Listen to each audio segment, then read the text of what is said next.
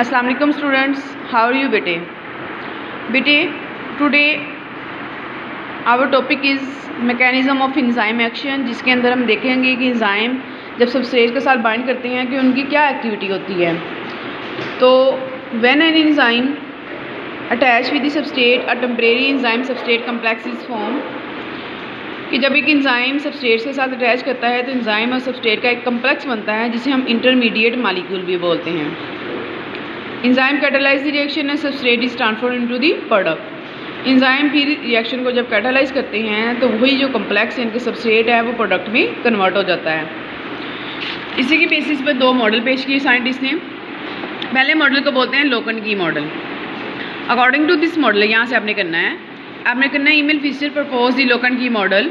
According to this model both enzyme and the substrate process specific shape that fix या fit exactly into one another. कि lock and key model कहता है कि जिस तरह से एक ताले के लिए एक चाबी होती है, इनके स्पेसिफिक लॉक को स्पेसिफिक की ही खोलती है, सिमिलरली एक स्पेसिफिक सबस्ट्रेट के लिए स्पेसिफिक एंजाइम होता है, वो उसके बगैर रिएक्शन नहीं कर सकता।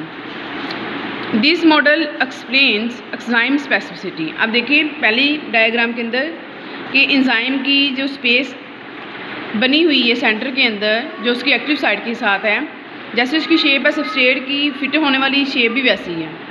जब एंजाइम सबस्ट्रेट को अपने अंदर फिट कर लेता है तो इंटरमीडिएट कंपाउंड यानी कि एंजाइम सबस्ट्रेट कम्प्लेक्स बनता है। उसके बाद एंजाइम क्या करता है, सबस्ट्रेट को प्रोडक्ट में कन्वर्ट कर देगा।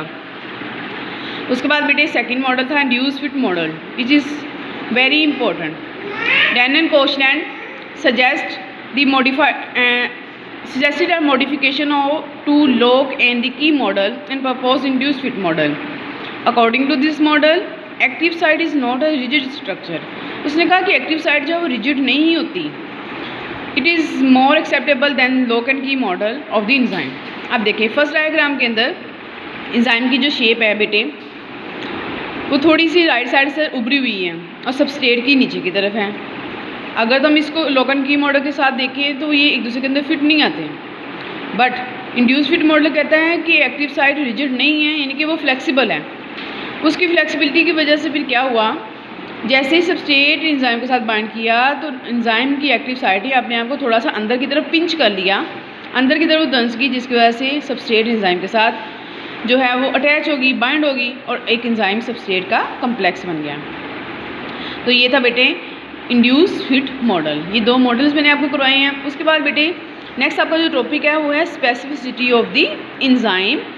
इसमें से इस टॉपिक को आपने खुद से रीड आउट करना है एज असाइनमेंट। इसमें से आपने ये चीज़ देखनी है कि कौन सा स्पेसिफिक एंजाइम किस खास किस्म के रिएक्शन के लिए या किस खास किस्म की चीज़ के ऊपर एक्शन करता है, या स्पेसिफिक एंजाइम स्पेसिफिक सबस्ट्रेट के ऊपर एक्शन करता है। तो आपने इसको खुद से रीड आउट करना है, खुद से इसको लर्न करना है और पॉइंट्स को हाईलाइट करके लिखना है। तो मुझे उम्मीद है आपको समझ आ गई होगी। इसके साथ ही हमारा यूनिट नंबर जो 6 है वो भी कंप्लीट हो गया है। अल्लाह हाफिज़।